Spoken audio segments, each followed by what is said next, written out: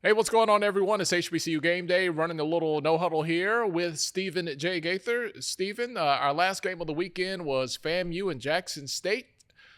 Not as close as a lot of people anticipated. This one was FAMU from the very beginning. What were your takeaways from that game? A pretty dominant performance by the Rattlers.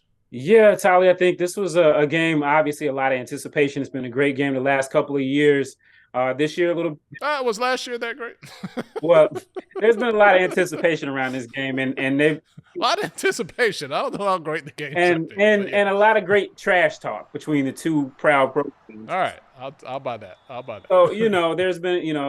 there's been all the talk, since Prime left about, would things change? Coach Simmons made some comments that, even though they lost 50 plus last year, there was some self-inflicted wounds and people kind of took that and ran with it. But Jackson State came in on fire. We wondered last week in Atlanta, was it Jackson State really that good, or was South Carolina State just worse than we thought?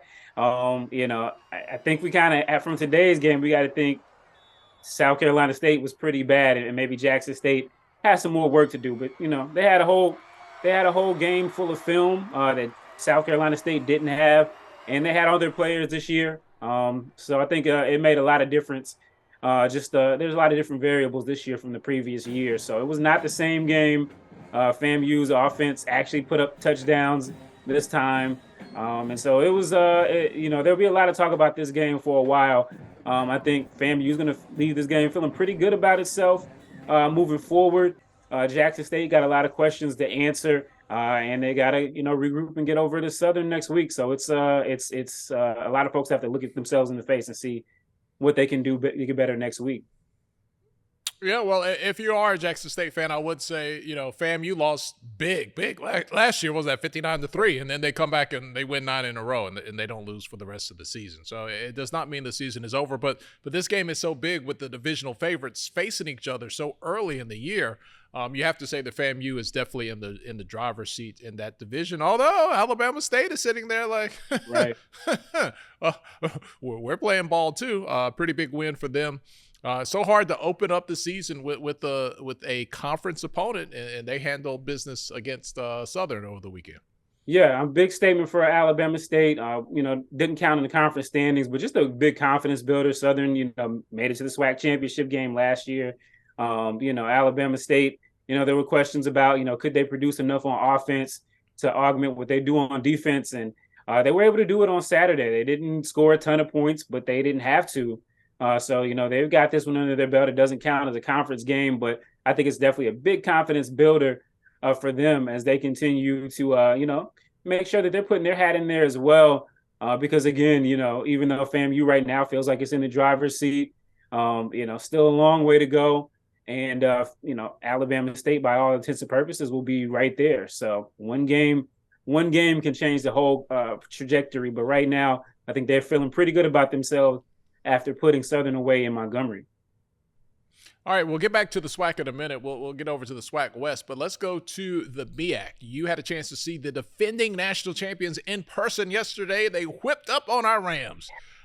Stephen J. Gaither and I are generation separated, but both grads of Winston-Salem State University. So that's not going to be a barometer for them winning another HBCU national championship. But what did the defending champs look like yesterday in Durham? I think they showed that their star players came to play. They didn't lose focus just because it was a team that has not been good recently, and that they beat pretty convincingly last year. They came out after first half. They got a 10-point lead, but they really poured it on in that second quarter, just seemingly scoring every which way at will, 27 points, and really put the game away. Coach Trey Oliver was happy with the way his team played in the first half. He was not happy in the second half. On defense, they rotated some players in and out on defense, and Winston-Salem State was actually able to put up some points in the second half against some of those guys. But his offense only put up 10 points. They didn't need a ton of points, but they did play. Latrell Collier, Mookie Collier. He continued to be the running back that we know him to be, a multiple threat running back. And Davius Richard looked like himself as well. So I think it was a great tune-up for them, and a lot of things that they're going to work towards as they got a big matchup with that other team that they like to play in North Carolina, down in Greensboro next week. Yep, talking about North Carolina A&T there. It was the unofficial CIAA versus MEAC challenge weekend, and I think the CIAA won it, right? What, 2 out of the 3? Yeah, 2 out of 3. Winston took it on the head to North Carolina Central, but on the other end of the spectrum, you had Virginia State. We famously coach Frazier told me back in June that he wasn't a big fan of this game, and he didn't really understand how it could be a rivalry, with them being D2 and Norfolk State being D1, and then it just goes out and proceeds to win that game, and Virginia State off to a great start in his second season there, his first full year. They're going to be excited about that. And then Bowie State went up to Dell State. We're wondering about Bowie State. This is year 2 after Damon Wilson. Are they still going to be able to be that same high-level competitive team in the CIAA and beyond? And, they took on a Delaware State team that beat them a couple years back when they were undefeated in the CIAA. So they made no mistake about it. They were the better team start to finish. They dominated the game on offense and defense. And, that CIAA Northern Division continues to get, really good. And so, big wins for the CIAA schools against the bigger MEAC schools. For Norfolk State and Dell State, both of these programs have struggled mightily over the last couple of years. And neither one of them are probably going to be pretty happy with the loss. But I had some ADs and some folks call me in the MEAC and asked, what was going on? And it was just, 2 teams that know how to win and winning programs doing what they do against 2 programs that have struggled. So, wow, ADs, they really call you? That's very impressive. ADs don't call me. You're doing something well in life, Steven. Let's not bury the lead here. Morgan State defeats Richmond. That's kind of flown under the radar for some reason. You can read about it and see score updates at hbcugameday.com at any time. That's a big win for Morgan State. Yeah, Morgan has, been one of these schools that, they've been down for the better part of my lifetime. And so they have not, they've had some struggles, but, we talk about Damon Wilson. And there's actually a little bit of a triangle there. Damon Wilson coached under Henry Frazier at Virginia, who's now at Virginia State, and he coached Kyle Jackson, who is the head coach at Bowie State. So you got that conglomerate going around there, and he got his guys a big win over a CIAA team that's really good in Richmond. CIAA has dominated the MEAC over the years. I think in the last 30 plus games, the MEAC has only won a handful of games. We're going to get a lot more of CIAA MEAC action just because of the changes that have transpired. So, but a huge win for Damon Wilson. Again, just like Coach Frazier, he got there late last year in Morgan, and he started to make a little bit of change, but this year he's got a full year behind him. Everybody in CIAA knows that he's a guy that's not only going to play well against conference competition or HBCU competition, but he's going to have a team who's ready to play against any PWIs that they take on. And so really a lot of excitement there. Morgan, they really kind of held the fort down for the MEAC, other than Central, obviously taking care of Winston-Salem State. So a big weekend for Morgan State for sure. And Richmond was preseason top 25 in FCS football, right? Yeah, they were preseason top 25. I think number 18 in a couple of the polls. I'm voting in the Stats FCS poll. I got to tell you, Morgan State takes down that team. I'm going to have to vote for them. So it's going to be it's a lot of excitement for Morgan State. Can they sustain the success? But I think bright things are ahead in Baltimore for Morgan State. And I think that bodes well for the MEAC to have a couple of teams that can do it when you see what the bottom is working with. Yeah, but the bottom weighs you down. Yeah. Losing to Division II teams hurts you more than beating, a top 25 team. It's like, yeah, then it's like, oh man. Yeah, Dell State and Norfolk State, they definitely rung up the bottom of the MEAC. They've got a new coach at Dell State, Norfolk State. They're just a basketball school, like they just are. But maybe they'll get it together. They've got to take on the Battle of the Bay pretty soon. So they got a chance to get their face back. But this is one that they're going to celebrate for a long time in Trojan land. All right, let's go back to the SWAC. SWAC West, Labor Day Classic out west is Prairie View A&M, Texas Southern. We had a lot of questions about, hey, who's going to be the team to beat in the SWAC West? Prairie View was just disappointing last year, losing games that you didn't think they would. Texas Southern showed that they are like right there ready to get over the hump, but over the weekend, it was Prairie View who got it done. Yeah, fascinating game to end the night on Saturday. Again, like you said, Prairie View took a step back last year and first year under Coach Bubba McDowell, but again, second year head coach. He's there. He's got his system in place. His guys, contained Andrew Body when it mattered. So again, Texas Southern is a school that has been down really bad in football for a while, and Prairie View was able to, as heard the noise, and they were kind of feeling like maybe Texas Southern was getting crowned without beating them, but Prairie View has owned this series over the past decade or so, and that continued again on Saturday night. So a big win. Obviously, we're still a long way to go. The SWAC West figures to be down to the wire just because there are so many teams that could be competitive.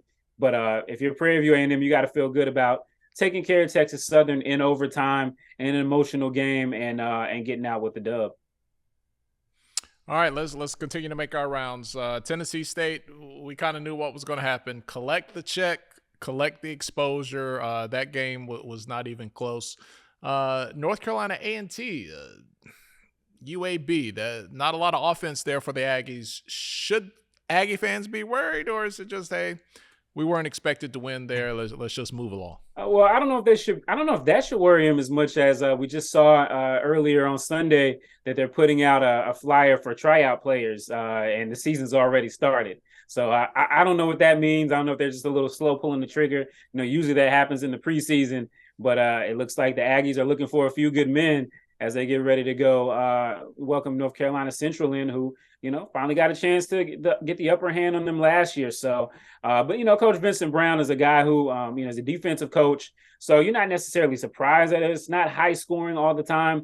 But I think they only attempted 8 passes. At some point you got to give yourself a chance to, do something. You're not going to bludgeon a FBS team to death most times. So, but it's, of course, Coach Brown is going to see that, this North Carolina Central game. If he loses that game, he's gonna have a little quandary on his hands. But for right now, you can maybe mark it up the first game jitters against a FBS program.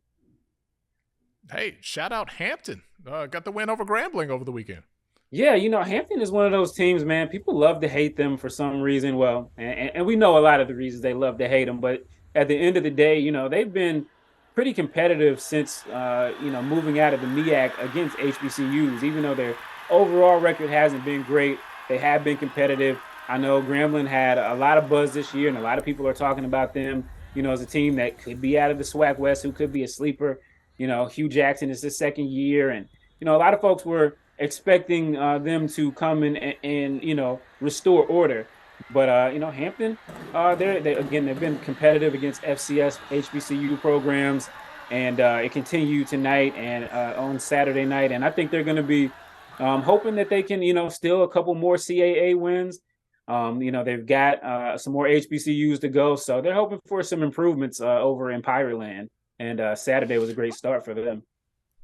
All right, let's quickly talk about our Division II guys. Some of the contenders, Fayetteville State, they have some injuries at quarterback. They weren't able to really put their best foot forward there. Still in the game and really lost a heartbreaker to UNCP. Let's kind of bunch these teams up here, Steven. We saw Fort Valley State. They got Albany State, brand new coach in Quinn Gray. Things did not go their way against Wingate, but man, we had some beautiful video that our Wally Pitt shot. He made them look like they won that game like 50-0, but pretty much blown out by Wingate there. But Benedict, yeah, they laid the smack down. They ran the horses on Shaw. Yeah, Benedict, they came into the year. Great year last year. They lost their quarterback. They lost a couple of other pieces, but they've got a dominant defense with Lubert Denales. But their offense came to play against a Shaw team that's known to be a tough and gritty team. And so they've got to feel pretty good about themselves in the SIC. Of course, Still a couple other teams that are there that are going to be competitive with them. But I think they came out and they really wanted to make a statement. They didn't play the greatest in their playoff game in their loss to Wingate. And so I think they wanted to come out and make a statement. Maybe Chennis Berry auditioning for that South Carolina State job that's going to be open. You hear a lot of things. A lot of people like what he does. But for right now, he's the head coach at Benedict College, and they're running high. And it looks like they picked up right back where they left off. And maybe the scary thing is they may be even better in 2023 for the SIC. All right, Stephen, you love a good hot take here, buddy. Biggest winner of the weekend. Who had the biggest impact win over the weekend? I would have to go with. I'm gonna go with FAMU. It's fresh, but Jackson State showed that they can be a very competent team and a good team. But I think for FAMU, they wanted to come out, establish that, this is a new year for them. They wanted to really establish that the road to the Celebration Bowl really is going to go through Tallahassee.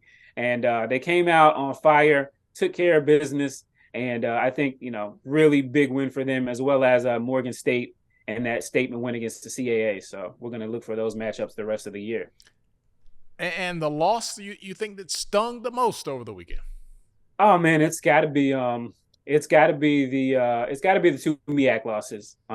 You're just not supposed to lose those games. And teams, and a lot of the teams in the CIAA don't even have the full 36 scholarships, and I don't think either of those two schools do. So, a lot of looking in the mirror for those guys moving into week 2. And finally, the one game that you might have circled more so than others heading into week 2. Off the top of my head, I think I'm going to go with the Aggie Eagle. Again, North Carolina Central. There was so much distance between them and Winston-Salem State. It really wasn't a great gauge. And then for North Carolina A&T, they're playing a UAB team that is an FBS, and so there's that disparity there. So I think both teams are really going to come out looking to establish themselves, not only within this rivalry, but again, we're going to see a lot of MEAC and CAA matchups this year. And this one just has a little bit extra sauce on it because, these teams know quite a bit about each other. So. All right. He's Stephen J. Gaither, founder of HBCU Game Day. I'm Tolly Carr. I just kind of work here. I'm just the dude. I'm about to sweep the floor when we're done here. Stephen, always good to catch up with you, man. Talking football. Let's get ready for week 2. And we got the poll coming out. The HBCU Game Day poll is coming out this week. Yeah, poll just got sent out the email. So it's going to be pretty interesting. It's going to be a lot of shakeups, I think. So check it out. Who's number 1? We will find out. Make sure you find out when you go to hbcugameday.com. For Stephen J. Gaither, I think Simone will let me give you the J back. She should, because I told her. I said FAMU was going to win. You did. Maybe he did. We'll have to check the tape. All right. Thank you guys so much for hanging out with us. We'll see you a little later.